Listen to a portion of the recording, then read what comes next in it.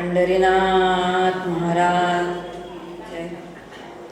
सदाशिवसमारंभां शंकराचार्यमध्यमाम् अस्मदाचार्यपर्यन्तां वन्दे गुरुपरम्पराम्.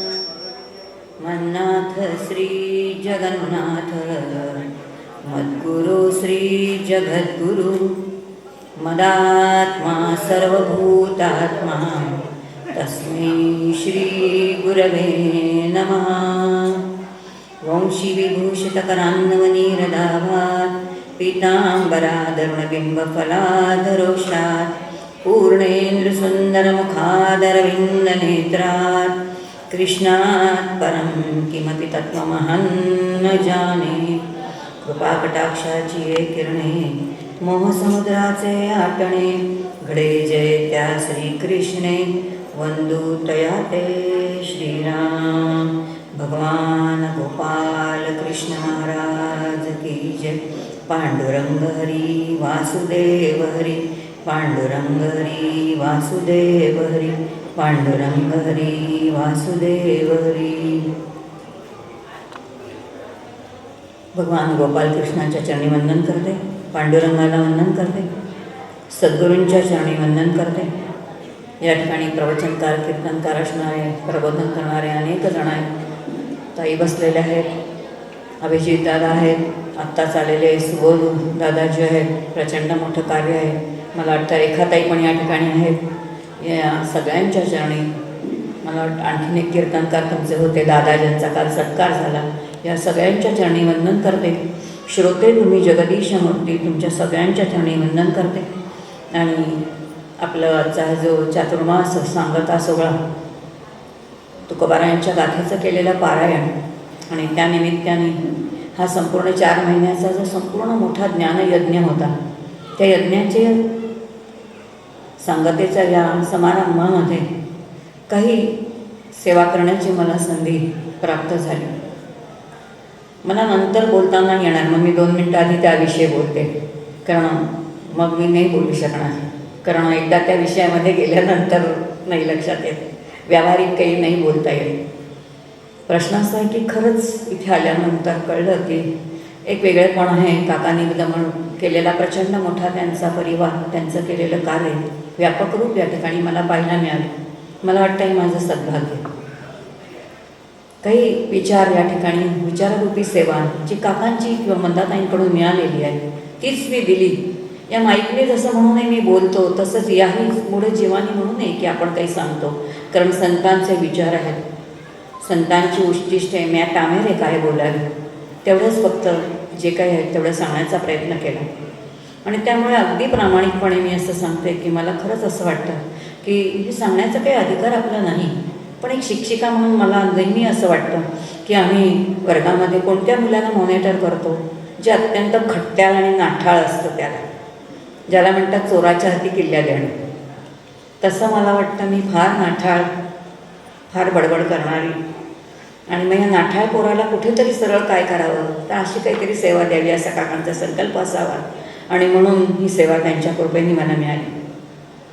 तर इतके या ठिकाणी आले, इतक्या लोकांचा परिचय झाला, इतका सगळा सत्वगुणाचा सगळं बघितलं. आज सकाळी तर आपण ज्या राष्ट्रसंतांच्या चरणी जिथे त्यांनी साधना केली तिथे जाणं काहीतरी तर पूर्वजन्माचं पुण्य असेल, म्हणून आपण हे सगळं मला मिळालं. आता काय कोणाचे आभार मानायचे हो, त्याच्यासाठी मी नाही आभार मानू शकत.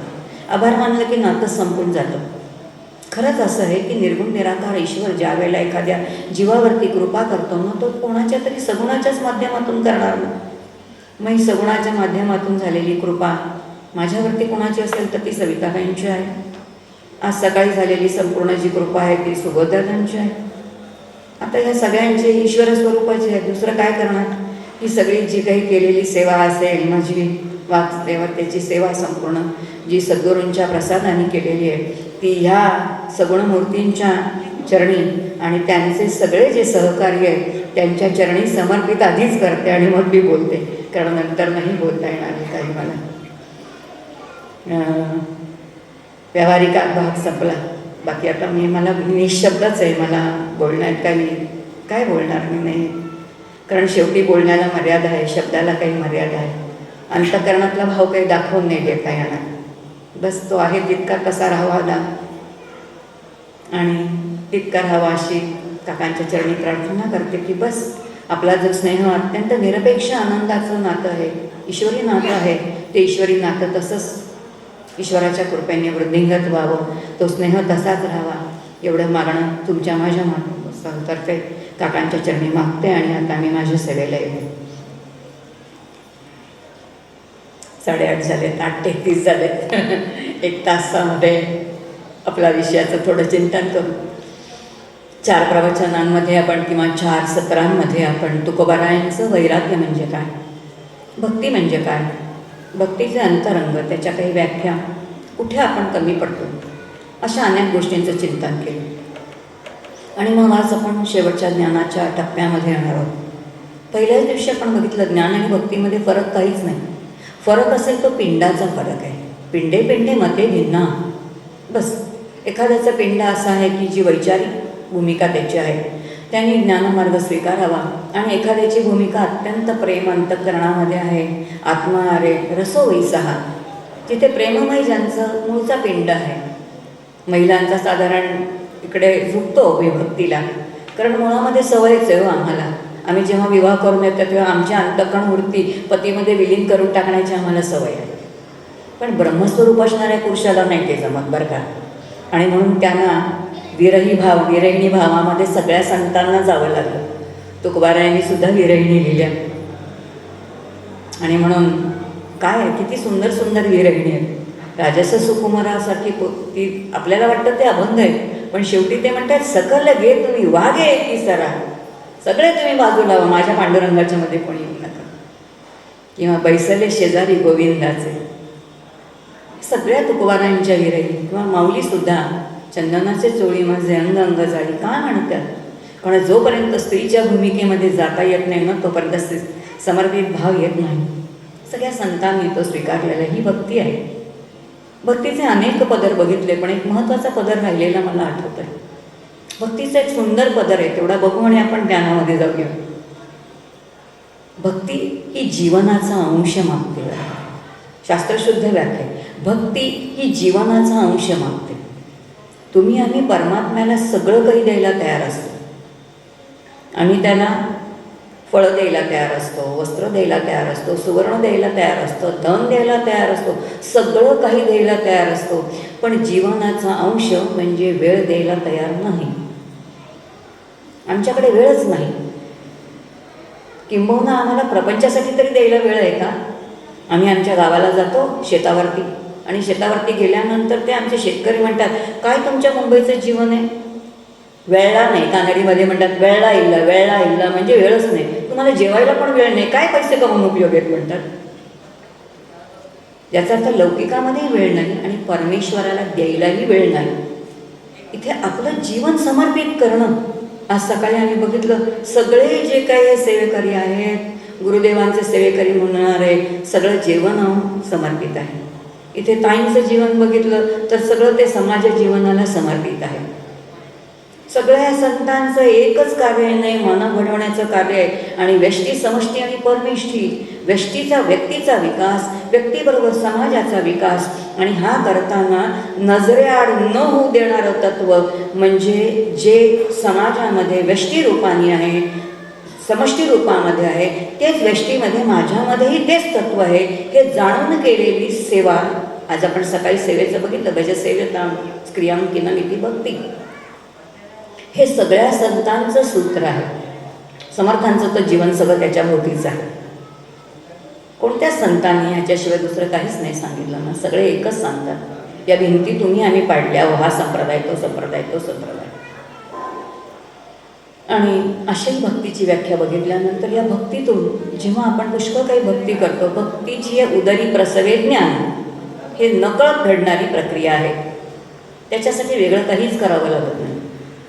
आणि मग भक्ती करता करता शुद्ध ज्ञान अंतःकरणामध्ये उदयाला येतो. आणि ते तसं आलं पाहिजे. तुकोबारायांनी पांडुरंगाची इतकी भक्ती केली, विठ्ठल विठ्ठल करतायत. आणि विठ्ठल करताना त्या मर्म सांगितले बरं का आपल्याला, काय करा, कोणत्या भावाने विठ्ठलाचं भजन करा की ते परब्रह्म उभे विटेवरी.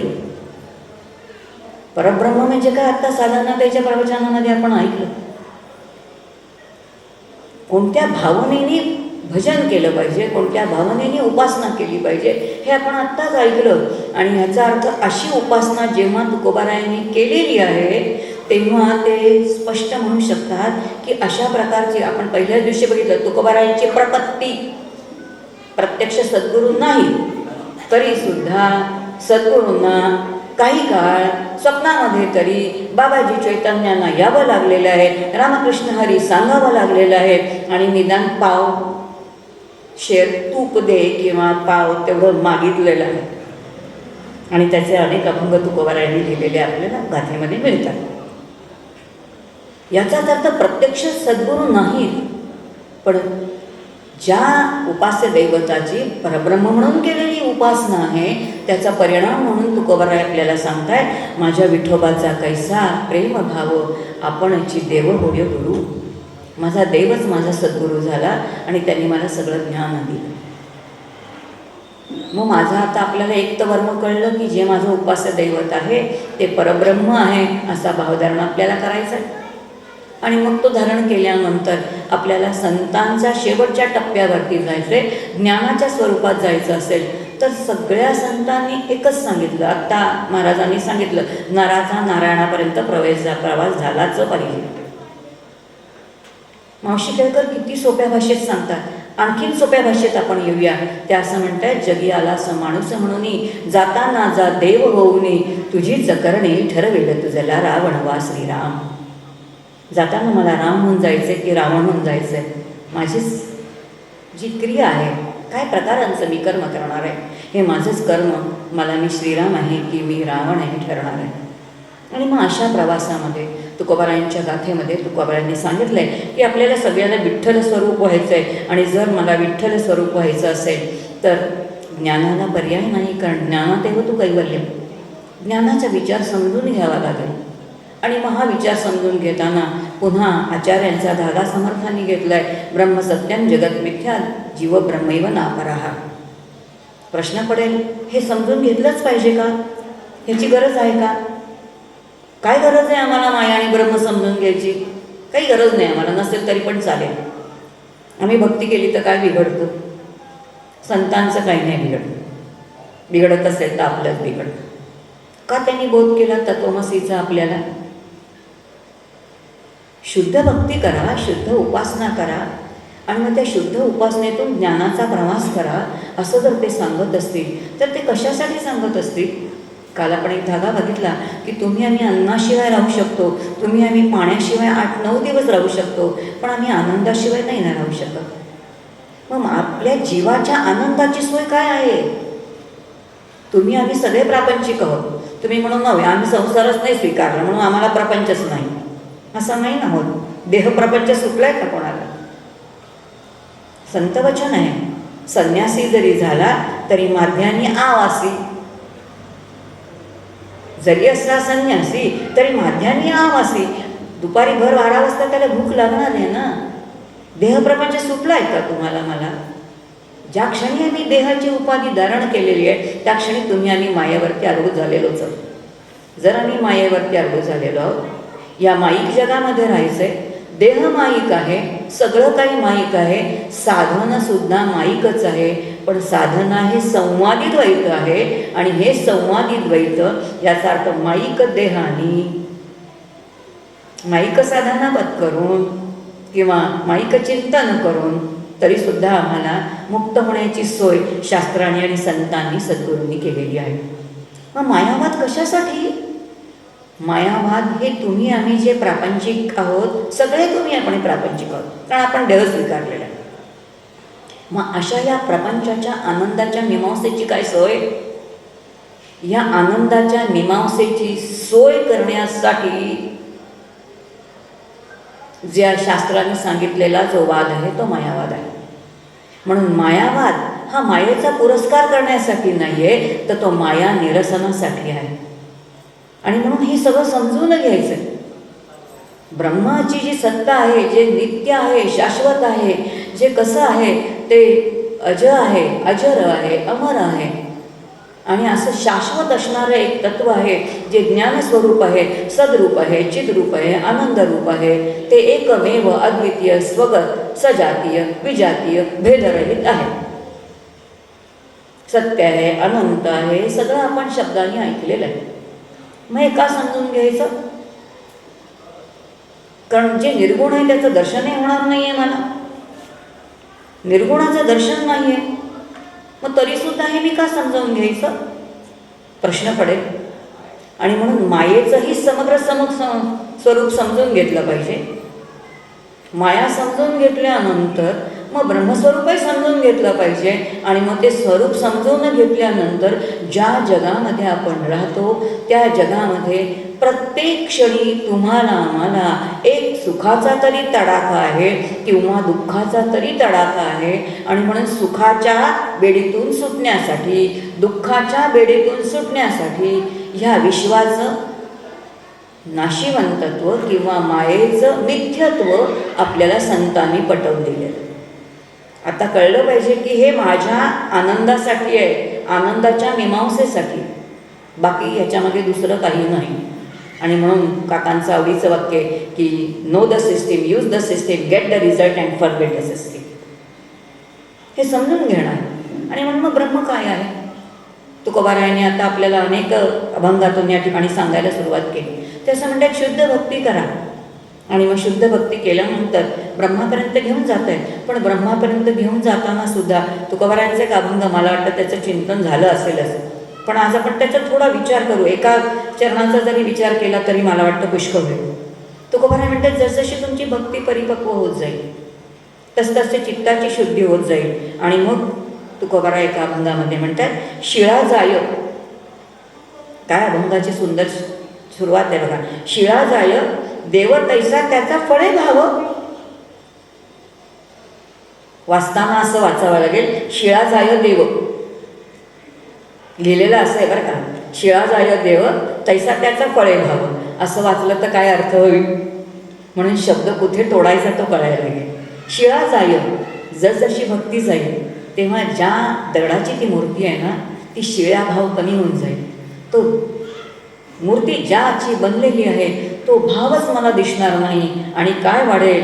देव तैसा त्याचा फळे भाव.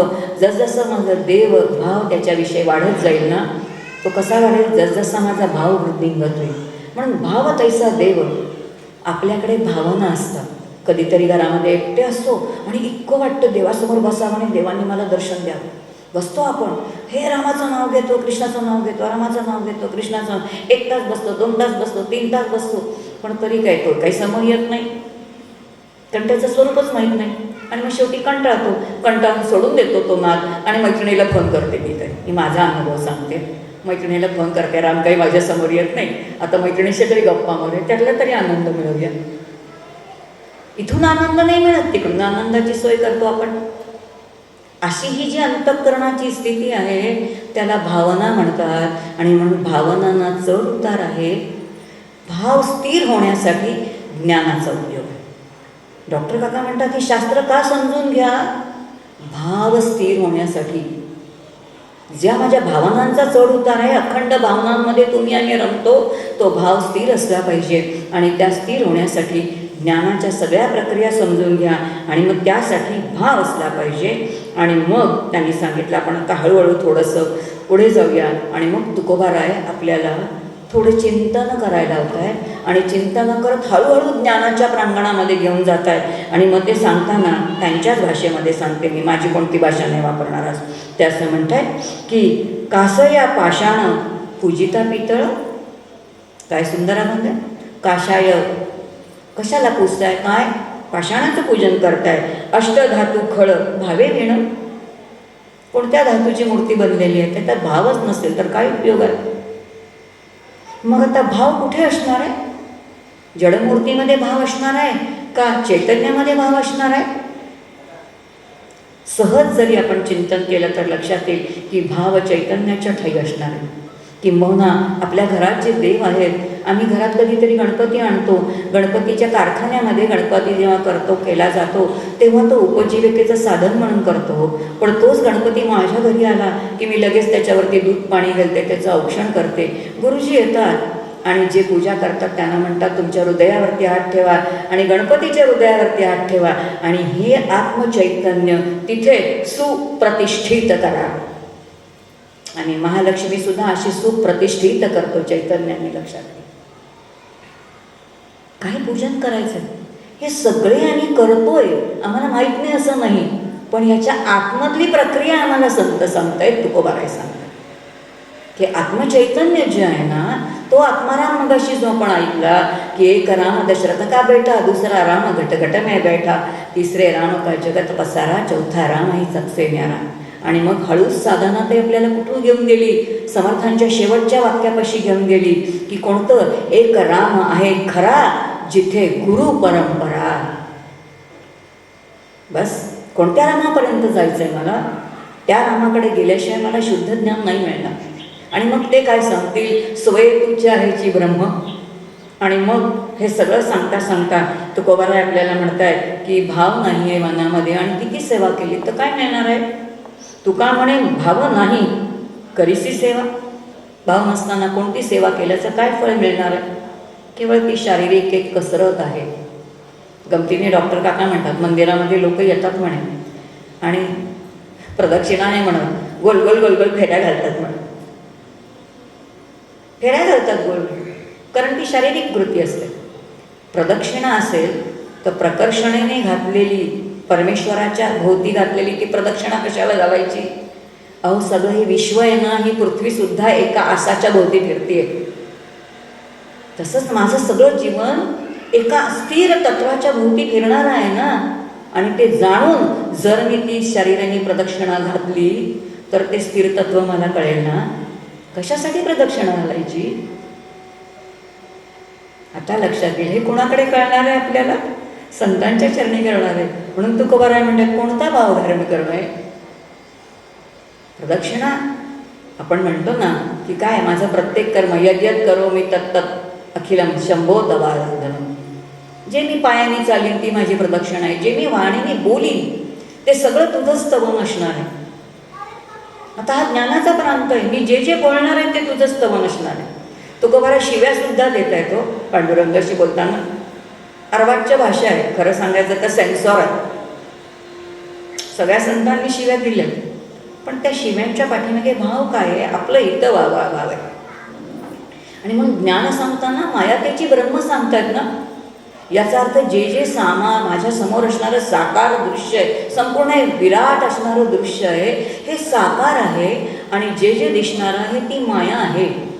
कालही आपण बघितलं, माया हे रडगाणं नाही, ते परिवर्तनीय आहे आणि त्याचं स्वरूप बदलत जातं. एवढं जरी आपल्याला कळलं की हे बदलणारं आहे आणि जर बदलणारं असेल तर ते बदलण्यानंतर जिथून सुरू होतं तिथेच पुन्हा जातं ना.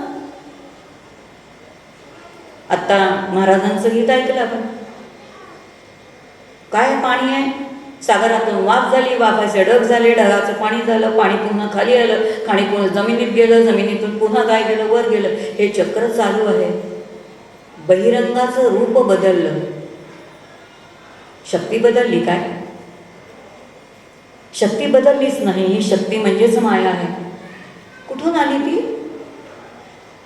ज्यांनी निर्माण केली, जे मूळ तत्वशास्त्र सांगतं आहे ब्रह्मतत्व, मग त्याची अभिन्न असणारी शक्ती ती त्याच्यापाशीच आहे. तो ज्ञानस्वरूप आहे आणि ती शक्ती स्वरूप आहे. आणि म्हणून ब्रह्मस्वरूप हे ज्ञानस्वरूप आहे आणि शक्ती स्वरूप हे मायेचं स्वरूप आहे. पण शक्ती स्वीकारल्याशिवाय काही करताच येत नाही. संतांना सुद्धा आपलं ब्रह्मपद, ब्रह्मतत्व हे सगळं सत्वगुण बाजूला ठेवावा लागला.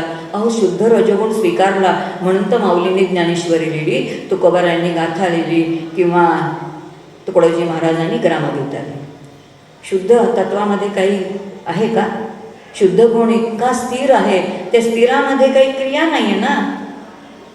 मग ही माया आणि ब्रह्म जाणून घ्या.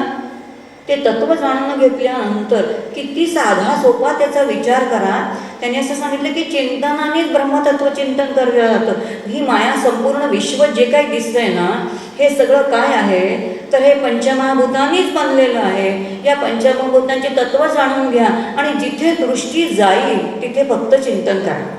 भागवत याच्याशिवाय काही सांगत नाही, संत याच्याशिवाय काही सांगत नाही, काही सांगत नाही. आमच्या अक्का तर खूपच सोपं सांगायचं. का म्हणजे बघा डोळ्यासमोर जेवायला बसलात ना, थोडं चिंतन करा ना. काय खाते मी? पोळी खाते का? पोळी कुठून आली? गव्हाची आहे. गव्हाच्या पिठाच्या कणकेची आहे. कणिक कुठून आली? गव्हापासून आली. गहू कुठे आला? शेतावरती आला. शेताला काय आधार? शेत म्हणजे वृक्ष आहे, वेली आहे, शाख आहे. शाख त्यांनी निर्माण केली. आकाश आकाशात, वायू वायूत, तेजात तेजात, आपा आपात, पृथ्वी पृथ्वीत, औषधी औषधी म्हणजे शाख. औषधी अन्नम अन्नात वीर्यम वीर्यात पुरुषः. 84 लक्ष योनी निर्माण झाले. जे जे निर्माण झालं त्याच्यामध्ये तो शिरलेलाच आहे. कारण उत्पत्ती त्याचं कार्य आहे, स्थिती त्याचं कार्य आहे, लय त्याचं कार्य आहे. पण उत्पत्ती स्थिती लय एवढं करून चालत नाही ना. जे निर्माण केलंय त्याची काळजी घ्यावी लागते. त्याला प्रशासन म्हणतात. हे प्रशासन करताना त्याच्या आतमध्ये शिरूनच करावं लागतं ना. म्हणून त्याच्यात प्रवेश करावा लागतो आणि प्रवेश करून त्यानंतर प्रशासन करावं लागतं. हे सगळं ईश्वराचं कार्य आहे. आणि मग जर ईश्वराने हे विश्वाची निर्मिती केली तर त्याच्यामध्येच तो शिरलेला आहे. आणि म्हणून डोळ्याने जे जे दिसणार आहे ते मायाचं आहे ना. फक्त आता चिंतन करायचं, मायेचा प्रांत कोणता आहे? नाम आणि रूप मायेचा प्रांत आहे. मग आता नाम आणि रूप फक्त विचाराने बाजूला करून टाकायचं. मग जे जे मला साकार दिसतंय, एक बुद्धीचा निर्णय केला तर जे साकार आहे त्या साकाराच्या पाठीमागे निराकार तत्व असलं पाहिजे. मला वाटतं तत्व साध्या तर्काने तुम्हाला मला हे पटणार आहे. पटणार आहे ना. जे जे साकार आहे ते निराकार. साकाराच्या पाठीमागे निराकार तत्व आहेच. ज्याला ज्याला गुण आहेत त्या गुणाच्या पाठीमागे निर्गुण तत्व असणारच आहे. जिथे जिथे अलंबन आहे त्याच्या पाठीमागे निरालंब तत्व एक असणारच आहे. आता तुम्ही म्हणतो परमात्मा ज्ञानस्वरूप आहे, पण खरंच सांगा, तुम्हाला मला असं वाटतं का मी परिपूर्ण ज्ञानी आहे? मला हे कळत नाही आहे, मला ते कळत नाही आहे, मला ते कळत नाही असंच वाटतं की नाही आपल्याला? आम्हाला हे कळतच नाही असं वाटतं. याचा अर्थ कळत नाही हे कुणाला कळलं? कळत नाही हे कुणाला कळलं? याचा अर्थ असणारं ज्ञान स्थिर आहे. म्हणून ब्रह्मतत्व स्थिर आहे. असणाऱ्या ज्ञानावरती होणारं ज्ञान होतं हा सिद्धांत आहे. काकांची दासबोध चिंतनिका वाचली असेल तर मुद्दाम सांगते. काकांनी हा विषय अतिशय सुंदर लिहिला आहे. असणाऱ्या ज्ञानावरती होणारं ज्ञान होतं. आणि म्हणून होणारं ज्ञान हे जगातून येणारी माहिती आहे. ती कशावरती आहे तर असणाऱ्या ज्ञानाच्या स्वरूपावरती ती माहिती आपल्याला होते ना. मग हे असणारं ज्ञान म्हणजे काय आहे? ती सरस्वती आहे म्हणतात. आणि मग होणारं ज्ञान जे आहे, वैखरी वाटे बाहेर होणारं ज्ञान आहे, वाणी वाटे बाहेर पडणारं ज्ञान कोणतं आहे? ती शारदा आहे. शारदा आणि सरस्वती दोन एकच कशाला हो? विद्येच्या देवता. ज्ञानस्वरूप गणेश असेल तर त्याची कृपा ज्ञान होईल, पण प्रगट करण्यासाठी त्या शारदेची किंवा सरस्वतीचीच कृपा हवी ना. महामायेचा प्रांत आहे. महाविचाराने काय केलं? आपण विचार केला की लक्षात येतं. एखादी गोष्ट डोळ्यासमोर आली की बस त्याचं नाम आहे, रूप आहे. नाम आणि रूप मायेचं अंग बाजूला केलं की त्याचं अस्तित्व आहे. ज्याचं अस्तित्व आहे ते मला कळतंय आणि जे मला कळतंय ते मला आनंददायी आहे. बस एवढा विचार केला की तत्वदर्शन झालं ना.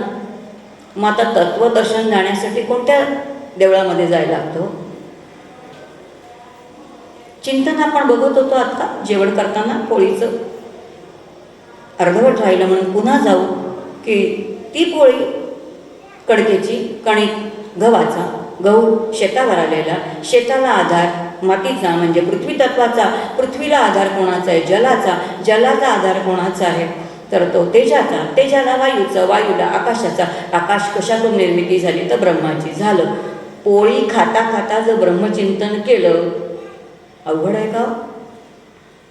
असं ब्रह्मचिंतन तुकोबारायांनी केलंय. आणि म्हणून एका अभंगामध्ये ते म्हणतात, भरलं ताट तुकोबारायांच्या समोर आहे, विठ्ठला तुला मी कसा ग्रहण करू? कधीतरी तुम्हाला मला प्रश्न पडला का?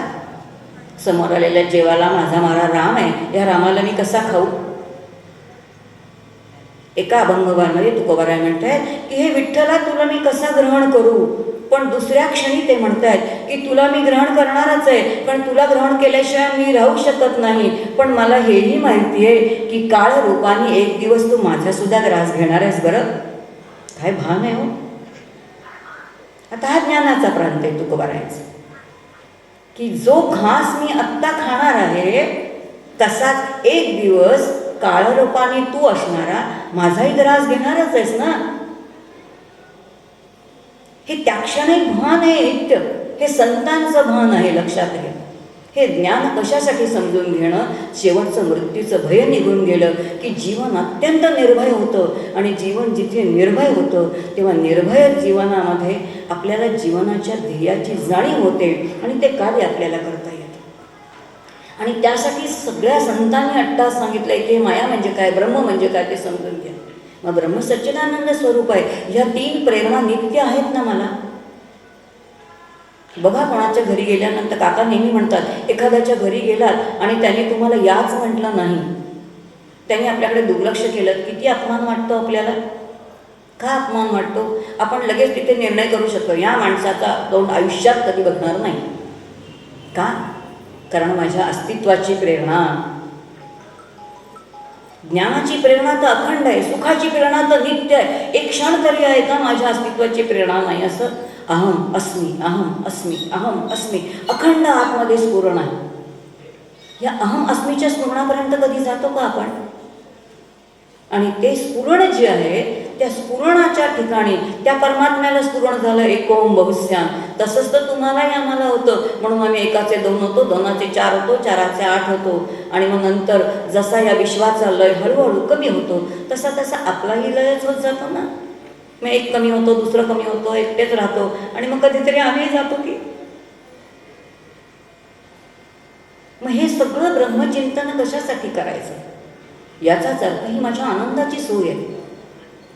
आणि ज्या ज्या ठिकाणी मला जे जे दिसणार आहे ती माया जर दिसत असेल तर ती यदृष्टम तदनुष्टम म्हटलं तर ते काय आहे? तर तो नकारात्मक आनंद आहे. पण आचार्य म्हणतायत माया तेची ब्रह्म, तुकोबाराय म्हणतायत आता ती माया न बघता ते ब्रह्मच आहे कसं बघायला शिका. कारण त्याच्या अधिष्ठान काय आहे त्या मायेचं? ब्रह्मच आहे ना. कारण जी दिसते ती माया साकार आहे, पण साकाराच्या पाठीमागे निराकार तत्व आहेस ना, मग ते ब्रह्मच आहे. मग वरची माया बघताय कशाला? ब्रह्मच बघा. शाश्वतच बघितलं तर शाश्वताला जाऊन भिडा, तत्वदर्शन झालं तर मग आता कुठं जायची गरज आहे दर्शनासाठी? बरेच वेळेला आपण होतं बघा, देवाला दर्शनाला जातो बरं का, देवळात दर्शनाला जातो आणि आम्ही देवाच्या मूर्तीसमोर जाऊन उभे राहतो, 2 हात जोडतो आणि नमस्कार करतो. एवढा पायपीट केलेली असते, शारीरिक श्रम घेतलेले असतात, गाडीने गेलेला असतो, रिक्षाचे पैसे भरलेले असतात, पण त्या मूर्तीच्या समोर जाऊन आम्ही डोळेच मिळतो. कशासाठी मंदिरात गेलो? ज्याचं दर्शन घ्यायला घेतलं त्याचं दर्शन घेतलं का? प्रश्न आपण आपल्या स्वतःला विचारूया बरं का, की जी शरीराची एवढी खटपट केली तर मी खरंच त्या देवाचं दर्शन घेतलं का? मी डोळे मिटले तिथे जाऊन. बरं डोळे मिटून आत्मदर्शन तरी घेतलं का? तेही झालं नाही. तिथेही मी वंचितच राहिलो. मग अशी आपली फजिती होऊ नये म्हणून शास्त्र सांगतं ही मूर्ती मीमांसा करा, त्याच्यामागचं तत्व समजून घ्या आणि जे जे दिसतंय ते जरी मायेचं असं मायेच्या प्रांतामध्ये असेल तरी त्याच्या दर्शनाची सोय आपल्याला शास्त्राने करून दिली आहे ना. आणि म्हणून मग मूर्तीचं दर्शन घ्या. कसं दर्शन घ्या? किती सुंदर सांगितलंय भागवतामध्ये. मला सांगा दर्शन घ्यायची काय सोय आहे? आता हा ज्ञानाचा प्रांत तुकोबाराय सांगतायत बरं का आपल्याला. तिथे आपल्याला काही करता येत नाही, प्रत्यक्ष ब्रह्माचं वर्णनच करता येत नाही. आणि मग पांडुरंगाचं पुष्कळ वर्णन केलंय, नामसाधनेचं वर्णन केलंय, सगळं केलंय. पण जेव्हा खरं ज्ञान झालं तेव्हा तुकोबारायांच्या मुखातून एक वाक्य बाहेर पडलं आणि ते म्हणतायत की तुझी स्तुती ते तुझी निंदा, स्तुती जोगा तू नव्हे गा गोविंदा. काय वचन आहे सांगा. तुझी स्तुती करायचं वाटलं ना याचा अर्थ तुला मी मर्यादित केलं, म्हणजे तुझी स्तुती म्हणजे तुझी निंदा आहे. स्तुती जोगा तू नव्हे गा गोविंदा. काय तुझी स्तुती कर, फक्त तुझ्या चरणी मस्तक ठेवतो. मग हेच तुकोबाराय, हेच भागवत आपल्याला दर्शन घ्यायला सांगतं. आणि मग दर्शन काय प्रकाराने घ्यायचंय? आम्ही किती वेळा दर्शनात मंदिरात गेलो असू आणि खरंच तसं दर्शन घेतलंय का? बघा, भागवतांनी जसं सांगितलंय तसं भागवत म्हणतं, राहा त्या मूर्तीच्या समोर, ज्या मूर्तीच्या समोर गेला असेल त्या समोर उभे राहा. बघा त्या मूर्तीला, आपाद मस्तक बघा, चरणापासून त्या मस्तकापर्यंत जी मूर्ती आहे, पांडुरंगाची असेल, रामाची असेल, कृष्णाची असेल, ती बघा, डोळ्यामध्ये साठवा, खालपासून वरपर्यंत नजर घ्या. काय अवयव आहेत, कसे आहेत, वस्त्र कसं आहे, कोणत्या रंगाचं आहे, काय अलंकार आहे, हे सगळे बघा. पुन्हा वरपासून खाली दृष्टी आणा आणि मग डोळे बंद करा. आणि मग डोळे बंद केल्यानंतर ती मूर्ती आठवते का? बघा, नाही आठवत. मग आता चिंतनाला सुरुवात करा. आणि मग चिंतन कसं आहे? ज्या मूर्तीचं दर्शन घेतलेलं आहे त्याचे चरण 2 आहेत. चरण 2 असले तरी त्याचं चाल एकच आहे. हात 2 आहेत पण हाताने केलेलं कर्म एकच आहे. कान 2 आहेत पण श्रुती ऐकणं एकच आहे. नेत्र 2 आहेत पण दृष्टी एकच आहे. नाकपुड्या 2 आहेत पण तिथून चालणारा श्वास एकच आहे. अधर 2 आहेत पण त्या अधरातून जे प्रगट होणारं स्मित आनंद आहे, कारण भगवंताच्या मुखावरती आनंद आहे, त्या अधरातून जे स्मित आहे, आनंद आहे, तिथे स्थिर व्हा. आणि ते आनंद हे माझं स्वरूप आहे, सच्चिदानंद स्वरूप. ते परब्रह्म असेल तर तेच माझं स्वरूप आहे. सोये तुझी आहेच ब्रह्म. ब्रह्मदर्शनाची काय सोय झाली ना, सोय केलेली. आता संतांनी सगळं सांगून ठेवले, समजून घेण्याची जबाबदारी आपली. आणि म्हणून त्यांच्याकडे जायचं आणि हे समजून घ्यायचं. तुकोबाराय आपल्याला हे सगळं समजून घ्यायला सांगतायत. आणि म्हणून माया त्याची ब्रह्म, ब्रह्म त्याची माया, दोन्ही त्या ठिकाणी सांगतायत. आणि मग म्हणतायत अंग आणि छाया जयापरी. काय सुंदर वर्णन केलं. जसं माझं शरीर आहे आणि छाया आहे, माझी सावली आहे. सावलीला वेगळं अस्तित्व आहे काय? सावलीला स्पर्श करायचं म्हटलं तर स्पर्श करता येईल का? आता एक दृष्टांत दिलाय आणि या दृष्टांताच्या साह्याने संपूर्ण विश्व त्यांनी काय म्हटलंय, तरी छायाच आहे म्हटलंय. विश्वच छाया आहे, कारण दिसणारं दृश्य जे आहे ते शाश्वत नाहीच आहे. ते जोपर्यंत दिसतंय तोपर्यंत ते सच्च्या लक्षणांची जुळतंय, पण त्याचं चिंतन करायला नंतर कळतं की तेच असत आहे. आणि म्हणून माया सतासत विलक्षण म्हणते. जे सतासत विलक्षण आहे त्याला अस्तित्वच नाही आहे ना, त्याला काय स्पर्श करणार आणि त्याला काय आहे? दोरीवरती भ्रमाने दिसणाऱ्या सर्पाला मारण्यासाठी कोणती तलवार पाहिजे आणि कोणती गन पाहिजे आणि किती पॉवरफुल गन पाहिजे? त्याला काही उपयोग नाही. त्याला फक्त ज्ञानरूपी, विचाररूपी ज्ञानच पाहिजे. ज्ञान खडगानेच तो जाणार आहे. तसं हे संपूर्ण बाधित होणारं, कधी मला सुख देणारं, कधी मला दुःख देणारं हे विश्व जे आहे, त्या विश्वामध्ये जर मला माझी शांती पाळायची आहे, मला माझी तृप्ती पाळायची आहे, मला माझा स्वानंद जपून ठेवायचा आहे, जे आनंद माझं स्वरूप आहे ते मला जपायचं असेल तर ह्या ब्रह्मचिंतनाची आवश्यकता आहे. ज्याला हे नको आहे ना त्यांनी याच्या भानगडीतच पडू नये. त्याचा म्हणतात नको असेल तर येऊच नका, काही बळजबरी नाही देऊ मला समजून घेण्याची. पण खरंच मला आनंदाची गरज वाटत असेल, जर मला परमात्म्याची गरज वाटत असेल तर मला हे समजावून घेतलं पाहिजे. आणि मग हे समजावून घेताना काय करायचं, कशासाठी? कारण ते शाश्वत तत्व आहे. आणि शाश्वत तत्व साधं जीवनाचं तत्वज्ञान आहे. काका म्हणतात स्वतःला एकदा प्रश्न विचारा की मी कोणत्या बँकेत पैसे भरतो? कधी बुडणाऱ्या बँकेमध्ये पैसे भरतो का? माझे असणारे तुटपुंजे जे पैसे आहेत ना, ते पैसे ज्या बँकेमध्ये ठेवतो तो सुद्धा विचार करतो 4 लोकांना, हे बँक चांगली आहे ना, नॅशनलाइज आहे ना, तर मी पैसे ठेवतो. याचा अर्थ माझी जी गुंतवणूक आहे व्यवहारातली, ती व्यवहारिक ती गुंतवणूकसुद्धा आम्ही न बुडणाऱ्या बँकेमध्ये करतो. तर मग माझी भावनिक गुंतवणूक मी शाश्वत तत्वात करायची की ढेकणाचे बाजे सुखाची कल्पना असणाऱ्या प्रापंचिक आणि विषयाच्या सुखामध्ये करायची? कोणी चिंतन करायचं. प्रपंच सोडू नका नाही सांगितलं संतांनी, प्रपंच कराच. काल आपण बघितलं प्रपंचासाठी शरीर दिलेलंच आहे, पण परमात्म्यासाठी अंतःकरण दिलेलं आहे. मग भावनिक गुंतवणूक कुठे करायची? तर ती तिथे करायची. मग भावनिक गुंतवणूक मला तिथे करायची, म्हणून मला वृत्ती तिथे बांधून ठेवता येईल की नाही? मग मग सुरुवातीला वृत्ती सगुणाच्या माध्यमातून बांधून ठेवणं आहे आणि मग हळूहळू हळूहळू सगुणापासून सुरुवात केल्यानंतर सगुणाचे आधारे निर्गुण पाविजे निर्धारे, जे जे मला साकार दिसते हे सगुण आहे आणि मग त्याच्या पाठीमागे निर्गुण आहे, म्हणून सगुणाचे आधारे निर्गुण पाविजे निर्धारे. केव्हा? सारासार विचारे संत सांगे. मग संत सांगतील ना, जे जे काही सगुण दिसतंय, जे जे काही साकार दिसतंय, ह्या साकाराच्या पाठीमागे जे जे साकार आहे त्याला नामरूप आहे आणि नामरूपाच्या पाठीमागे ईश्वराचं अस्तिभाती प्रियत्व आहे किंवा ब्रह्माचं सच्चित आनंदत्व आहे. मात्र समजून घेण्याची जबाबदारी आपली आहे. तुकोबाराय आपल्याला सगळ्या गोष्टी सांगतायत बरं का एका ठिकाणी, आणि हळूहळू सांगत सांगत ते आपल्याला पुढे घेऊन जात आहेत. आणि मग एका ठिकाणी ते म्हणत आहेत की असा हा भावानी काय करताय, कशा प्रकारची सेवा करताय ते सांगितलंय. आणि मग आणखीन एक तुकोबारायांचं ज्ञानाच्या संदर्भात खूप सुंदर वचन आहे बघा. आपण ज्ञानाचे विचार करतोय, तुकोबारायांनी जे आपल्याला सांगितलं एका त्यांच्या त्या रचनेमध्ये ते म्हणत आहेत की आपुले मरण पाहिल्या मी डोळा, आपुले मरण पाहिल्या मी डोळा, तो अनुपम्य रम्य सोहळा असं त्यांनी वर्णन केले.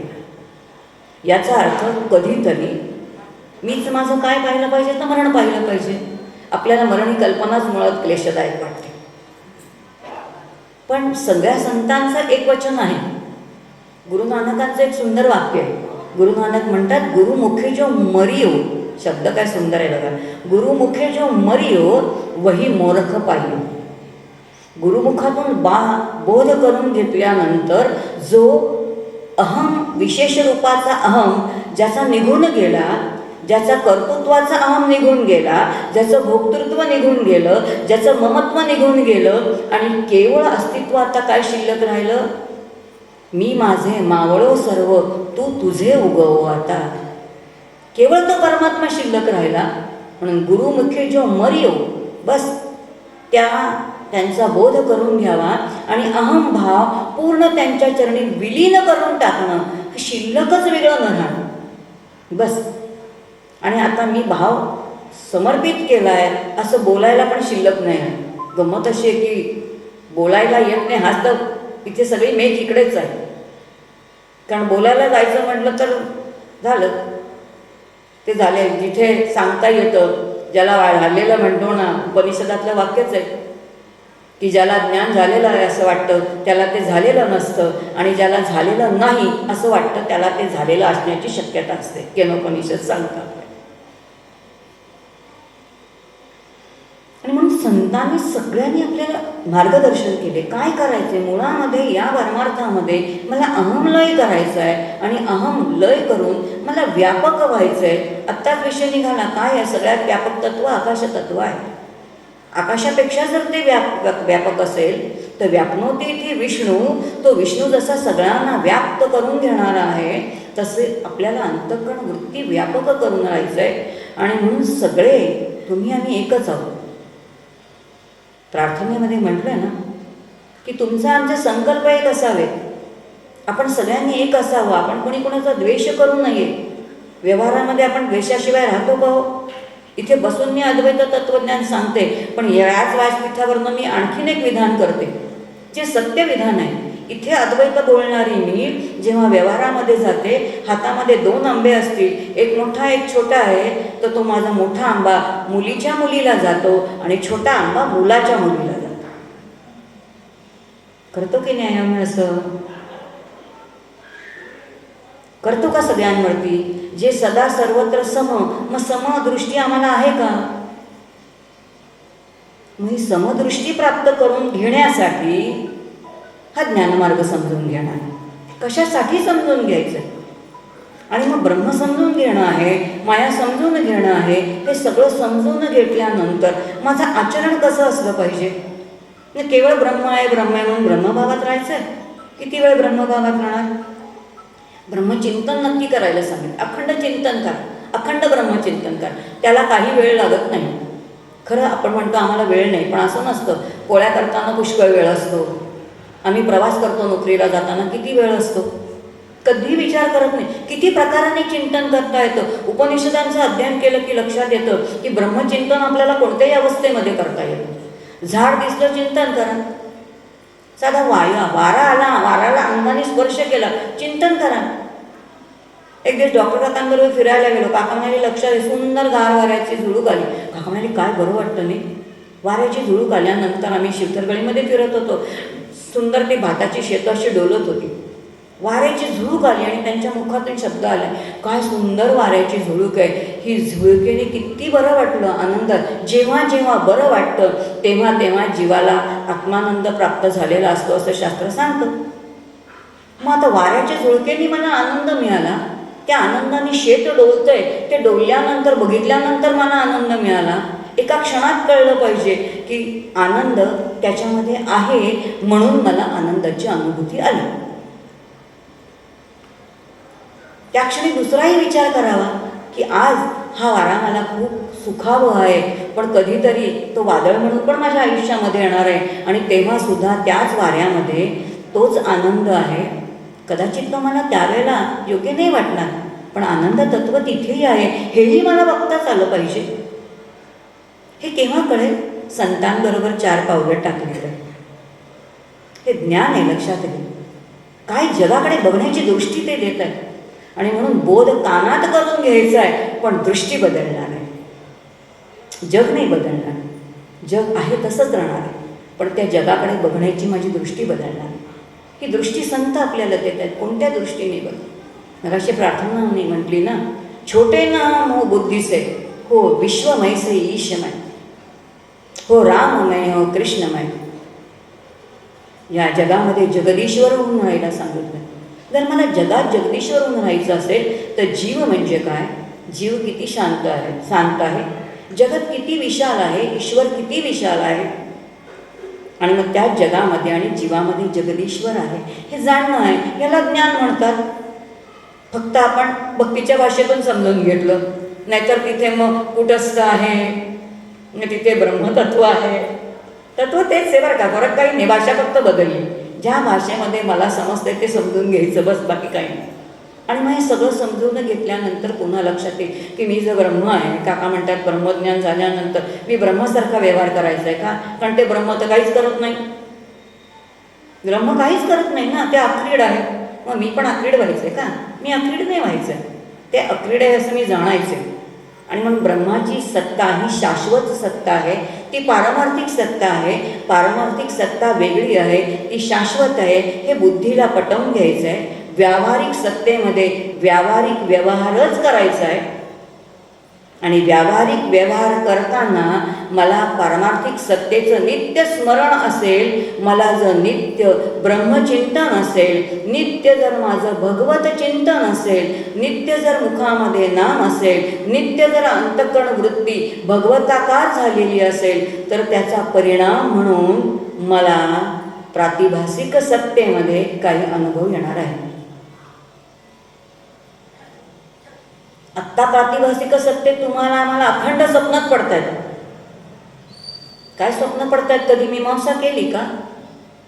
रोजचं एक स्वप्न तरी आठवू यावं आपण आपलं, की माझ्या एखाद्या दिवशी स्वप्नामध्ये आम्ही कधीतरी समुद्रावरती फिरायला गेलो किंवा कधीतरी एका डोंगरावरती आम्ही फिरायला गेलो. विचार पडलेला असेल ना कधीतरी स्वप्न. चिंतन करूया. माझं शरीर गादीवरती आहे, माझं शरीर समुद्रावरती गेलेलं नाही, माझं शरीर त्या डोंगरावरती गेलेलं नाही. ज्या डोळ्यांनी मी स्वप्न बघितलं, ज्याने मी पाहिलं, ते डोळे इतके लहान आहेत, त्या डोळ्यामध्ये समुद्रही मावणार नाही आणि ती प्रचंड मोठा ती टेकडी किंवा तो डोंगरसुद्धा मावणार नाही, पर्वतसुद्धा मावणार नाही. मग अनुभव कोणाला आला? स्वप्नाचा तर अनुभव रोज आहे ना. मला जागृतीचा अनुभव आहे, मला स्वप्नाचा अनुभव आहे. मग स्वप्न बघणारं कोण आहे? सगळी इंद्रिय आत्मस्वरूपात लीन झाली आहेत. मग स्वप्नाचा अनुभव कोणी घेतला? रोज मला स्वप्नाचा अनुभव येतोय. आणि अनुभव तर असा आहे, स्वप्नाचा अनुभव आहे, पण तिथे एक अज्ञान आहे की स्वप्नाचा अनुभव घेण्यासाठी मला एकाही इंद्रियांची आवश्यकता नाही ना. जर भोग घेण्यासाठी इंद्रियांची आवश्यकता नाही, हा जर माझा रोजचा अनुभव आहे, तर मग कधीतरी मला बुद्धीला पटलं पाहिजे ना की ही उपाधी नसेल तरीसुद्धा तत्वरूपाने मला अनुभव येणार आहे, कारण मी नाही असं कधीच नाही आहे. कारण माझी जागृत अवस्था मलाच कळते, माझी स्वप्नावस्था मलाच कळते आहे आणि माझी सुषुप्ती अवस्थाही मला कळते. आणि ज्या वेळेला सुषुप्तीमध्ये जितका निरपेक्ष आनंद मला आहे, तितकीच ज्या वेळेला मी ध्यानाला बसेन, डोळे मिटलेले असतील, सगळ्या विश्वाचा लय त्यावेळेला झालेला असेल, त्यावेळेला असणारी तुर्याही माझी मलाच कळणार आहे ना. इकडे दृश्य तिकडे देव, मध्ये शून्यत्वाचा ठाव, इथपर्यंतच आपली मजल जाते. आणि मग समर्थ म्हणतात, तया मंदबुद्धीस्तव प्राणी ब्रह्म म्हणे. शून्यावस्था आली, विचाररहित अवस्था आली की आम्हाला इतका आनंद होतो, आम्हाला वाटतं ब्रह्मतत्वच मिळालं. मग तिथे एखादा काव्याचा स्फुरण होतो, एखादे आणि तिकडे सृजनशीलता येते आणि मग ती सृजनशीलता आली की वाटतं चला आम्हाला ब्रह्मानुभवच आला. असं काहीतरी आलं असं वाटलं की आहोत तिथून खाली बसवलं आणि म्हणून सावध केले नाही. म्हणून महावाक्याचं काय जप आहे का? महावाक्य उपदेश भला, पण ते तर जपू नाही बोलला, ते तर विचाराची केला पाहिजे. काय किती संतांनी सांगून ठेवले, तुकोबाराय आपल्याला तेच सांगतायत, लक्षात घ्या. याचा अर्थ हे सहशासाठी समजून घ्यायचंय, हे माझ्या आणि म्हणून 3 सत्ता वेगळ्या आहेत. त्या भिन्न सत्तेमध्ये मला काय काय करायचंय. व्यावहारिक सत्तेमध्ये मला चिंतनरूपी साधना करायची. काल आपण बघितलं, त्याच्यासाठी वेगळा वेळ लागत नाही, काही लागत नाही, अखंड करता येणार आहे. कारण 2 स्तरावरती आपल्याला जीवन जगता येतं. समर्थांचं खूप सुंदर वचन आहे बरं का त्या संदर्भात. आणि एक वचन तर असं आहे या ज्ञानाच्या संदर्भामध्ये, मला गंमत अशी वाटली की त्या अभंगाची सुरुवात समर्थांची पण तशीच आहे आणि तुकोबारायांची पण तशीच आहे. जर गाथा वाचली तर लक्षात येईल. एक तटस्थ मानसी, एक सहजची आळशी, दोन्ही म्हणू नये सारखी, वर्म जाणे तो पारखी. काय सुंदर होई हो. एक तटस्थ मानसी, एक डोळे मिटून शांत बसलेला आहे. दुसरा एक आळशी आहे, काही करायचं नाही म्हणून डोळे मिटून बसलेला आहे. दोघेही दिसाळ्यावरतून सारखेच दिसत आहेत. एक तटस्थ मानसी याचा अर्थ साक्षी भावानी, तुर्या भावामध्ये ध्यानामध्ये बसलेला आहे, जगताचं भान विसरलेलं आहे, आत्मानंदामध्ये मग्न आहे. एक सहजच्या आळशी, वरून दिसायला काय दिसते, दोघे सारखेच आहेत. दोन्ही म्हणू नये सारखी, तुम्हाला मला ते सारखे दिसतील, पण वर्म जाणे तो पारखी. यातला कोण ध्यानाला बसलाय आणि कोण डुलक्या खातोय असं होत आहे. हे कोणाला जाणलं जाईल? त्या चॅनलमधून ज्यांनी साधना करून जो जीवभावापासून जीवब्रह्मैक्याची सिद्धीपर्यंत गेलेला आहे, जीवब्रह्मैक्य ज्यांनी सिद्ध केलेलं आहे, असे संत आहेत, असे ज्ञानी आहेत, असे सद्गुरू आहेत, असे ब्रह्मस्वरूपाचा अनुभव घेणारे जे आहेत, ते बरोबर जाणू शकतील. आणि म्हणून आपलंही आपल्याला कळलं पाहिजे ना की आपण काय करतोय. गमतीने काका म्हणतात, आम्ही माळ घेतो, माळ घेऊन बसलेलं असतो, माळ काय नाम आपलं असतं ते चालू असतं, जे ज्याचं प्रत्येकाचं वेगळं असेल ते वृत्ती नामाकार करण्याचा प्रयत्न करतो. पण जोपर्यंत हातात माळ आहे ना, तोपर्यंत राम भेटत नाही. ते म्हणतात हातातली माळ सुटल्याशिवाय राम भेटत नाही. मग आमची माळ सुटतेच की, पण मग आमची माळ कशाने सुटते? झोप लागल्याने सुटते. राम तत्वाशी एकरूप झाल्याने सुटणं आणि झोपेने सुटणं 2 फरक आहे ना. मग हे बारकावे कोणाला कळतील? हे बारकावे तर आपल्याला ब्रह्मचिंतनानेच कळतील ना. मग हे बारकावे समजून घेण्यासाठी शास्त्रसंस्कार करायचे, बाकी कशासाठी? आणि म्हणून आपल्या हितासाठी म्हणून हे करायचं आहे, बाकी संतांना त्याचं काहीच पडलेलं नाही आहे. काल आपण एकच चिंतन केलं होतं, पुढे या ठिकाणी आपुले मरण पाहिल्या मी डोळा, हे बघितलं की मीच जिताशी जायचं. आता माझं मलाच कळेल की मी जिवंत आहे की मी मेलेलं आहे. आता मला सांगायची गरज आहे का मी जीवरूपाने मेलेली आहे बरं का, असं सांगायची गरजच नाही आहे ना आपल्या. म्हणजे म्हणून ब्रह्मज्ञान झालं, आत्मज्ञानाचा अनुभव आला, हे काही कळणार नाही ना.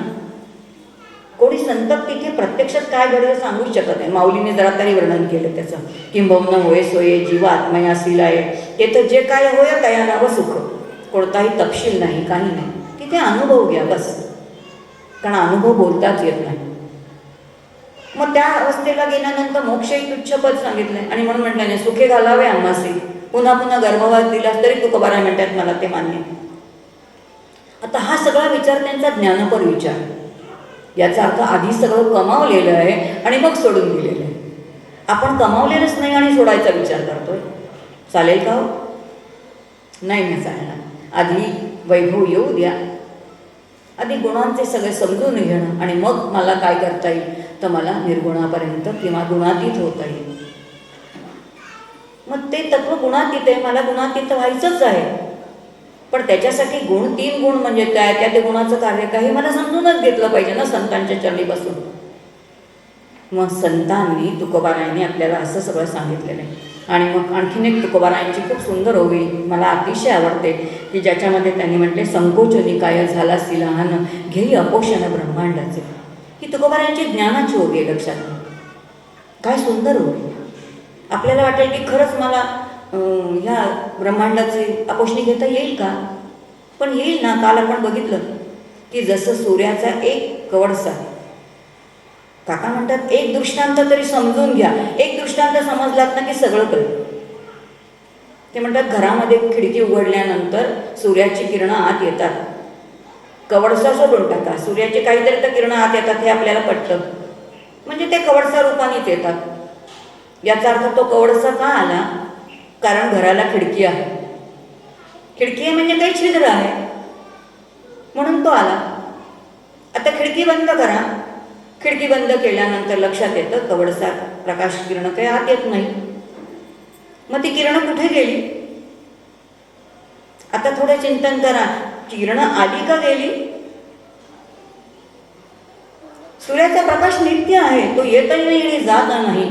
तो आला असं मला वाटलं, तो गेला असं मला वाटलं, आणि म्हणून तो येतही नाही जातही नाही. प्रत्येक कवडसा हा सूर्य रूपच आहे. फक्त तो अज्ञानाने आला आणि गेला असं मला वाटलं, कारण त्या छिद्रातून तो आला. तसं ते तत्व जेव्हा ह्या देहाच्या उपाधीमध्ये आहे, काका म्हणतात ते घरी प्रयोग करा. मला माहिती नाही तुम्ही काकांचा हा विषय, काका खूप सुंदर घडीमध्ये आम्हाला छान छान गोष्टी सांगायच्या. त्याच्यामधली गोष्ट आहे, ते म्हणायचे घरी एक प्रयोग करा. घरी एक मोठा बुटाचा बॉक्स असतो ना, तो घ्या, त्याला भोग पाडा, 1 2 3 4 9 भोकं पाडा, 9 भोकं पाडा म्हणायचे त्याला, आणि आतमध्ये एक दिवा लावा. ते दिव्याचा प्रकाश सगळ्या त्या भोकातून बाहेर येतो. आता काय करा, एक छोटे छोटे कागद घ्या आणि बाहेरून त्या डब्याला चिकटवून टाका. लक्षात येईल आता काही प्रकाश बाहेर येत नाही ना, प्रकाश बाहेर येत नाही म्हणून प्रकाश नाहीच आहे का, तो सगळा आत पसरलेलाच आहे. तसं ह्याच्या आतमध्ये, या 9 छिद्रांच्या आतमध्ये तो आत्मप्रकाश नित्य आहे, ते तत्व नित्य आहे, ते आहे म्हणून तर ती वृत्ती या 9 छिद्रातून बाहेर जाते ना. मग ती वृत्ती मला आवरायची आहे, ती आवरल्यानंतर ती माघारी फिरवायची आहे, माघारी फिरवल्यानंतर त्या वृत्तीची निवृत्ती करायची आहे. कुठे निवृत्ती करायची आहे, जिथून आली तिथे. म्हणून कवडसा येत नाही, कवडसा सूर्यरूपच होता, तो जिथे आला तिथेच परत गेला. तसं माझी वृत्ती जिथून आली तिथूनच मला परत पाठवायची, समजून घ्यायचं. मग आता जगामध्ये जे जे दिसते ते वृत्ती ज्ञानच आहे ना. मग आता वृत्ती ज्ञान असेल तर ती वृत्ती माघारी फिरवली की ती कुठं जाणार आहे, जिथून आली तिथेच जाणार आहे ना. मग आता ह्याच्यासाठी काय करायचं आहे आपल्याला, ते स्वरूप काय स्वरूप आहे, अखंड आनंद स्वरूप आहे ना. म्हणून जिथे बघाल तिथे दर्शन आहे. संतांच्या चरणी गेल्यानंतर दर्शनाची काही अशी सोय करून टाकतात ना की आपल्याला समजतच नाही ते कसं आपल्याला दर्शन घडवतात. ते मी गमतीने सांगते, आमच्याकडे शाकंभरी माता आहे बरं का, शाकंभरी यांचं कुलस्वामीनी आहे. एक दिवस मला प्रवचनाला बोलवलं आणि शाकंभरीची उपासना असतात प्रवचन. मला काय कळे ना, काय शाकंभरीची उपासना काय सांगायची, कारण मीच कधी आयुष्यात केलेली नाही. मला जे माझं कुलदैवत माहिती नाही, तिची उपासना माहिती नाही, असा प्रश्न मी डॉक्टर काकांना विचारला. आणि काकांना म्हटलं, काका शाकंभरीची उपासना करायची, काय करायचं काहीच कळत नाही. ते म्हटले सोपं आहे की, उपासनेची व्याख्या सांग. आता असाच अभ्यास केलेला होता घोटलेला. मी म्हटलं समान प्रत्यय प्रवाहेन तैलदारावत यदासनम तदुपासनम, व्याख्या सांगून टाकली. हे पाठच केलंच की म्हणाले, त्याचं पुढचं काय ते काय मला माहीत नाही. म्हटलं तेवढं तुमचं ऐकलंय, पाठ केले, पुढे काय करू सांगा. ते म्हणाले आता सांग विश्वाची उत्पत्ती कशी झाली. उपनिषद हो ऐकले, सांग काय.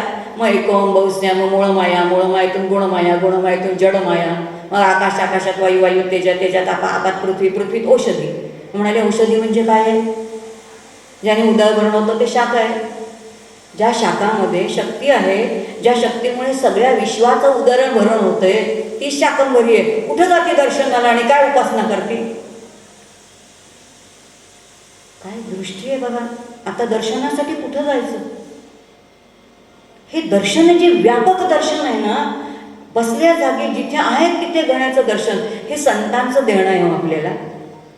तुकोबाराय तशा प्रकारचं दर्शन आपल्याला घ्यायला सांगतात. आणि असा त्यांचा पांडुरंग विश्वव्याप्त आहे. आणि म्हणून तुझं नाव आणि तू कसा आहे, गगनाहुनी परिवाड आहे म्हणून रेडमिया थोकडा तुका आकाशा एवढा. आणि म्हणून वृत्तीरूप मी आकाशापेक्षा सुद्धा व्यापक झालोय असा त्यांचा अनुभव. मग वृत्ती नाही होणार का व्यापक मला? पण केव्हा होईल? घरामध्ये व्यापक झाली तर. माझी प्रत्येक गोष्ट मी एक तीळ वाटून घ्या असं मी फक्त शाळेतच शिकलो. प्रत्यक्षात जेव्हा मी करीन ना तेव्हा. मग अशी वृत्ती व्यापक करून आपल्याला अनुभव घ्यायचा. आणि कशासाठी? तर माझं जीवन आनंदी आहे, मी माणूस आहे, मननातिथी मानव आहे, मला माझं जीवन कृतार्थ करून घ्यायचंय. आणि कृतार्थ करून हा संपूर्ण जर मोक्षापर्यंत जायचं असेल. आणि मोक्ष म्हणजे काय आहे? पुनरपि जननम पुनरपि मरणम हे शास्त्रांनी सांगितलेलं आहे. पण मोक्ष याचा खरा अर्थ आहार, निद्रा, भय आणि मैथून या सगळ्यापासून मुक्त होणे याला मोक्ष म्हणतात. किती सुंदर विचार आहे. आहार, निद्रा, भय, मैथून या माणसाच्या सगळ्या प्रेरणा आहेत. या सहज प्रेरणेतून मुक्त होणं. असं मुक्त झाल्यानंतर, या सगळ्यातून मुक्त झाल्यानंतर वासना शिल्लकच राहत नाही. वासना क्षय झाला की पुढचा प्रवास आपोआपच थांबून गेला. मग तो थांबावा न थांबावा त्याच्या हातात देऊन टाकावं. काहीतरी पाहिजे मला, लौकिकातलं तरी पाहिजे म्हणजे म्हणून साधना करायची, किंवा मोक्ष तरी पाहिजे म्हणजे काहीतरी पाहिजेच ना. मग एक प्रापंचिक सुख मागतो आणि एक पारमार्थिक सुख मागतो. जर मागणारे आम्ही याचकच असू तर काय उपयोग आहे? असे याचनेच्या निमित्ताने जर आम्ही रडके असू तर असा रडका भक्त भगवंताला आवडेल काय? जो आनंद स्वरूप आहे त्यांना आनंदात राहणारा, तू जे देशील ते दे, तुला काय दुःख द्यायचं तर दे, तुला सुख द्यायचं तर दे, पण मी तुझे पाय सोडणार नाही. असे भक्त त्याला आवडतात. आणि म्हणून आनंद स्वरूप असणाऱ्या परमात्म्याला आनंदी जीव आवडतो. आणि त्या आनंदी होण्यासाठी हे सगळं समजून घेणं आहे. ज्ञानाचा प्रांत तेवढ्यासाठी. भक्तीने चित्ताची शुद्धी, चित्ताची शांती झाली की ते ज्ञान तिथे रुजतं. म्हणून वैराग्याच्या भूमीमध्ये ज्ञानाला अंकुर तिथे फुटतात, तोपर्यंत नाही फुटत. आणि म्हणून ज्ञान आहे, वैराग्य आहे. आणि अशासाठी हे सगळं आपल्याला समजून घेणं आहे. आणि मग असं सगळं सांगताना तुकोबाराय खूप शेवटी आपल्याला म्हणतात की किती सुंदर आहे की हे सगळं ज्ञान मला झालं, पण झाल्यानंतर शेवटची अवस्था तुकोबारायांची काय? ते असं म्हणत नाहीत बरं का की मला ब्रह्मज्ञान झालेलं आहे आणि म्हणून असं काही म्हणत नाहीत. ते म्हणतात रामकृष्ण हरी मुकुंद मुरारी. पुन्हा मुखामध्ये काय आहे? रामकृष्ण हरी मुकुंद मुरारी. आता रामकृष्ण हरी शब्द पण किती सुंदर आहे. म्हणून रामाचा काय आहे तर आचार आहे, कृष्णाचा विचार आहे आणि हरीचा उच्चार. किती तीन गोष्टी सुंदर सांगितल्यात आपल्याला. हेच तीन शब्द काय आहेत? रामकृष्ण हरी याचा अर्थ आचरण रामासारखंच असलं पाहिजे. मर्यादा पुरुषोत्तम वैयक्तिक जीवनामध्ये रामच माझा आदर्श असला पाहिजे. समाजामध्ये जेव्हा कार्य करतो तेव्हा मला कृष्णनीती कळली पाहिजे. कारण समाजामध्ये सगळेच काय सत्वगुणी असतील काय?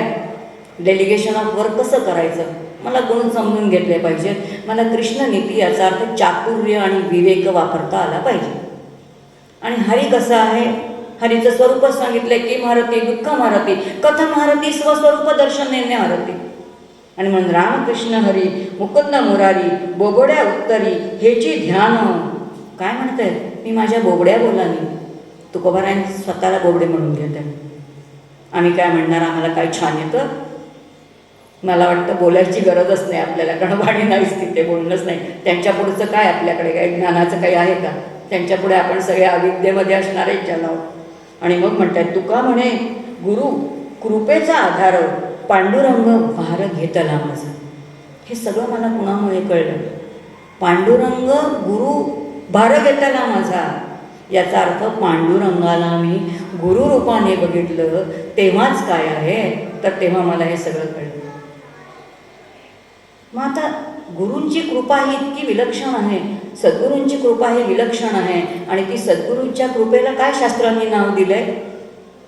सद्गुरूंची कृपा का प्राप्त करून घ्यायची? रामाची प्राप्ती करून घ्यायची म्हणजे काय? समर्थांचा एक अभंग मला इथे आठवला, खूप सुंदर अभंग आहे. समर्थ म्हणतायत, राम सद्गुरूंची कृपा, राम सद्गुरूंची कृपा. बस, राम म्हणजे काय आहे तर सद्गुरूंच्या कृपेला दुसरं तिसरं काही नाव नाही, कारण ती आनंददायी आहे. सच्चिदानंद असणाऱ्या परब्रह्माचं ते काय आहे तर व्यक्त स्वरूप आहे, आणि म्हणून त्यालाच शास्त्राने दिलेलं नाव काय तर राम आहे. आणि म्हणून राम सद्गुरूंची कृपा, जेणे दाखवी स्वरूपा. बस, जी मला काय दाखवून देते तर स्वरूप दाखवून देते. स्वरूप दाखवून देणं, स्वतःच्या जीवाचं अज्ञान घालवणं, हे काय आहे तर ज्ञानाचा प्रांत आहे. आणि म्हणून भक्तीचा प्रांत म्हणजे काय? भक्तीमध्ये अहंकाराचं विलिनीकरण आहे आणि ज्ञानामध्ये अहमचं व्यापक रूप स्वरूप आहे.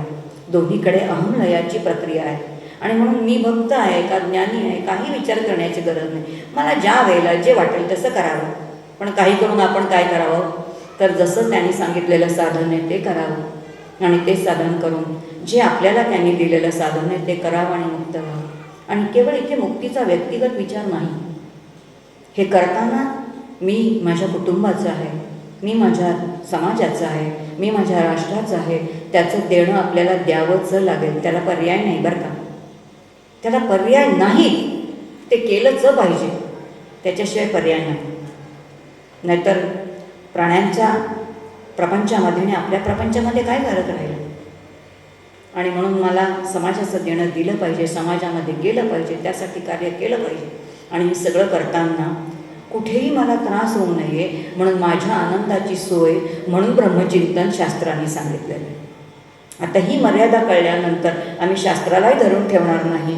आम्ही नेमकं जे काही करायचं आहे ते आमच्या संतांच्या चरणी, सद्गुरूंच्या चरणी बसून समजून घेऊ आणि आपण आपला जीव आनंदाचा जो प्रवास आहे तो करू. आणि म्हणून मग तुकोबाराय म्हणतात, किती बहिरंगातली परिस्थिती असू दे, आनंद. ते म्हणतात की काय माझं जीवन कसं आहे की बस आनंदच आहे ना, आनंदाशिवाय काहीच नाही. त्यांचं स्वतःचं वर्णन करताना काय म्हणतात ते की आनंद हे माझं स्वरूप आहे. मग तुकोबारायच म्हणतात का सगळे संत म्हणतात ना आनंदाची अंग आनंदाचे हे म्हणतात. माऊली म्हणताना म्हणतात, आनंदुरे अजी आनंदुरे सबाह्य अभ्यंतरी अवघा परमानंदुरे. सबाह्य माझ्या भोवती पण आनंदच आहे, अंतरंगामध्ये पण आनंदच आहे. एका आनंदाशिवाय या विश्वामध्ये काहीच नाही. कारण जे आनंद स्वरूप आहे तेच काय आहे तर ते ज्ञानस्वरूप असलंच पाहिजे हा सिद्धांत आहे. आणि जिथे आनंद आणि ज्ञान आहे तिथे कोणत्या तरी काहीतरी एक सूक्ष्म न दिसणारं असं अस्तित्व असलंच पाहिजे. हे तर तर्काने सिद्ध होतं. मग त्या तर्काला आपल्याला अनुभवाचं बळ देण्यासाठी भक्ती मार्ग आहे. आणि या भक्तीतून जेव्हा अनुभवाच्या प्रांतामध्ये येतो तेव्हा तो ज्ञानाचा प्रांत आहे, तो अनुभवाचा आणि प्रचितीचा ज्ञानाचा प्रांत आहे. आणि म्हणून हे एकातून एक असे घडणारे टप्पे आहेत. त्या टप्प्यातून अलगद आपल्याला तुकोबाराय त्यांच्या गाथेतून घेऊन जात आहेत. आणि म्हणून त्याच्यासाठी ज्या गुणांची आवश्यकता आहे तो पहिल्यांदा वैराग्याचं चिंतन आपण केलं. मग त्यानंतर भक्ती म्हणजे काय, भक्तीतून आपल्या अंतःकरणाचं विलीन कसं करायचं ते सांगितलं. आणि मग शेवटी ज्ञानातून अखंड आनंदामध्ये राहण्याची कशी सोय आहे, कसं दर्शन घडतं, एवढं सगळं बघितलं. मला माहिती आहे की इतका व्यापक विषय किती सांगितला, पुष्कळ प्रक्रिया आहेत, किती सांगू आणि किती नको, पण सांगायला शेवटी मर्यादा आहे समोर. 2 मिनटं जास्तच घेतली आहेत मी. या ठिकाणी केलेली सगळी सेवा जी आहे ती थांबते. खरं तर काका गमतीने म्हणतात की तुम्ही मला फारच सहन करता, तसं सहन केलेलं आहे. कारण इतक्या उत्तम वक्त्यांचं ऐकल्यानंतर पुन्हा हे सगळं इथे बसून शारीरिक तप करून ऐकणं आणि हे सगळं श्रवण करणं, खरं सांगायचं तर ते सहन करणंच आहे. पण तुम्ही अतिशय आनंदाने केलं. ही सगळी केलेली सेवा जी आहे ती तुकोबारायांच्या चरणी, पांडुरंगाच्या चरणी आणि समर्थांच्या चरणी तशीच आता सांगितलं की ज्यांच्यामुळे माझ्यावरती कृपा झाली त्या सविताताईंच्या चरणी आणि त्यांच्या सगळ्यांच्या चरणी समर्पित करते आणि इथेच सांगते. हरिओम तत्सत. पांडुरंग हरी वासुदेव हरी, पांडुरंग हरी वासुदेव हरी, पांडुरंग हरी वासुदेव हरी. ईश्वराला एवढीच विनंती करेन की त्याचे आभार नाही मानणार, त्याचा कृपा आशीर्वाद त्यांनी माझ्यावरती तसाच ठेवावा, बस लोभ असावा, बाकी काही नाही. तेवढं म्हणते आणि ते थांबते. वाणीला विराम देते.